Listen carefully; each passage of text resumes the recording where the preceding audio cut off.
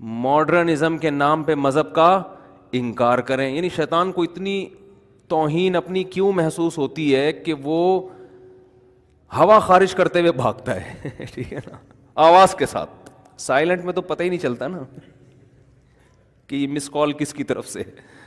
Silent کا مسئلہ تو کسی پہ بھی بلی ڈال دو, ٹھیک ہے نا. مسئلہ کس کے ساتھ ہوتا ہے؟ آواز کے ساتھ. اچھا یہ بات یاد رکھیں, اگر کسی کی ہوا خارج ہو جائے مجمع میں تو اس پہ ہنسنا نہیں چاہیے. آپ صلی اللہ علیہ وسلم نے اس پہ بہت سخت تنبیہ کی ہے. کسی محفل میں ایسے ہوا تو بعض حضرات کو ہنسی آئی تو آپ نے سخت تنبیہ فرمائی کہ اس بات پہ کیوں ہنستے ہو جو تمہارے ساتھ بھی ہو سکتی ہے. یہ چیزیں انسان کی کنٹرول میں نہیں ہوتی. میں ایک محفل میں بیٹھا ہوا تھا تو 3-4 آدمی, تو ان میں سے ایک کی ہوا خارج ہوئی تو وہ ایک کہہ رہا ہے میں نے نہیں کیا, دوسرا کہہ رہا ہے.